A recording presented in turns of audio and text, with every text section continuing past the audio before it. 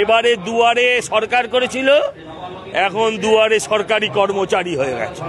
টনক নড়বে কিনা জানি না, কান ঝালাপালা হয়ে যাচ্ছে এটা তো আমি জানি। আজ একদিন শুভেন্দু অধিকারী, তারপরের দিন সরকারি কর্মচারী।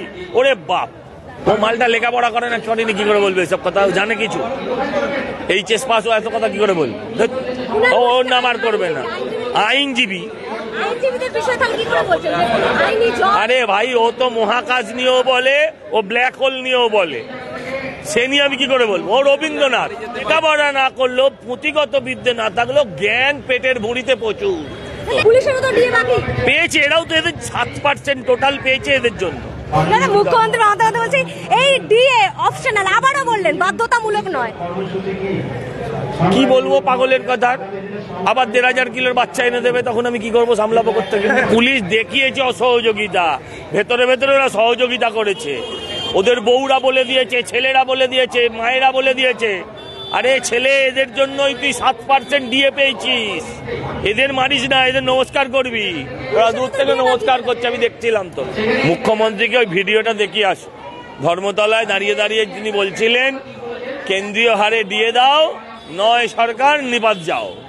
আর এখন বলছে এই কথা, ত্রিপুরা দেখায়, উত্তরপ্রদেশ দেখায়, সব রাজ্যের সরকার তারা প্রায় কেন্দ্রীয় হারে ডিএ দিচ্ছে, শুধু এই রাজ্য দেবে না কেন?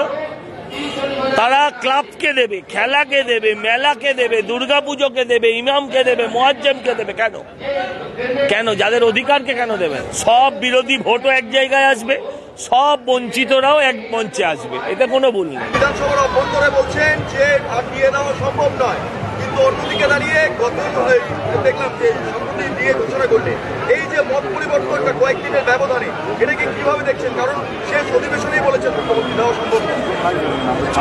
সরকারটা যদি গণতান্ত্রিক সরকার হতো তাহলে আমরা বলতাম যে সরকারের কোষাগার। সরকারটা যেহেতু ব্যক্তি মানুষের সরকার, সেই জন্য বলছি যে সরকারের ঝুলিতে অর্থের যোগানের কম নেই। সেটা নবান্নের কাছে মহামান্য আদালত অবস্থানের অনুমতি দেওয়ার 2 ঘন্টার মধ্যেই 2400 কোটি টাকা যখন বেরিয়ে আসতে পারে, সেখান থেকে প্রমাণ হয়েছে টাকা আছে, দেওয়ার মানসিকতা নেই। আর এই দেওয়ার না দেওয়ার মানসিকতা থেকেই প্রত্যেকটা সমস্যার সৃষ্টি হচ্ছে। এই রাজ্যে শিক্ষিত ছেলে মেয়েদেরকে বাইরের রাজ্যে পাড়ি জমাতে হচ্ছে, এই রাজ্যের মেধা সম্পদকে বাইরের রাজ্যে দিনমজুরের কাজ করতে দিতে হচ্ছে। এর বিরুদ্ধেই এই নবান্নের কাছে অবস্থান বিক্ষোভ ছিল। এখানে যে অবস্থান বিক্ষোভ হলো, যদি ভেবে নাই যে এটাই শেষ, নাও হতে পারে। অবস্থানের নতুন স্থল এই জায়গাটাকে আবার সংগ্রামী যৌথ করে নিতে পারে। যদি প্রয়োজন পড়ে হয়তো আমারও অনশনটা এখানে হতে পারে। এটা কি আমারও অনশন যেটা বলছেন, সেটা কি এই আসছে বছরের মানে শুরুতেই হবে? 24 সালে। সেটা সম্ভাবনার কথা বললাম। যদি সমস্যার সমাধান না হয়, যদি না হয় তাহলে সেটা হতে পারে, আমরা সেই কথাটা বলছি। এবং তার ক্ষেত্র সেটা এখানেও হতে পারে। শহীদ মিনারে আমরা আছি, কিন্তু শহীদ মিনারে না হয়ে যদি প্রয়োজন পড়ে আন্দোলনের চাহিদা অনুযায়ী, সেটা এখানে হতে পারে। এই সাফল্যকে আগামী দিনে এই রাজ্যে যারা মুখ্যমন্ত্রী স্বৈরাচারের বিরুদ্ধে আন্দোলন করতে চান, তারা সেটাকে কাজে লাগাবেন সংগ্রামী যৌথ মঞ্চের এই দেখানো পথ।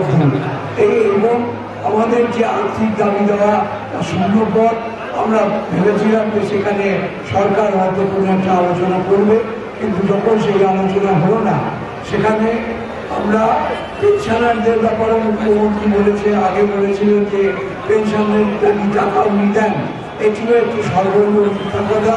পেনশনের টাকা কর্মচারীদের চাকরি জীবনের শুরুতেই যে টিভি ফান্ড কেটে রাখা হয়, সেই টাকা সরকার বাজারে খাটিয়ে তার থেকে পেনশন দেয়, সরকারের কোনো পয়সা খরচ হয় না। এইসব মিথ্যাচারের বিরুদ্ধে আগামী দিনে আমরা মহামিছিল, অনশন এবং ধর্মঘটের দিকে যাচ্ছি। এবং মুখ্যমন্ত্রীর যে অহংকার, যে নবান্নর ধারে কাছে কেউ কাউকে আসতে দেবেন না, সেই অহংকার সংগ্রামী যৌথ মঞ্চ চূর্ণ করে দিই।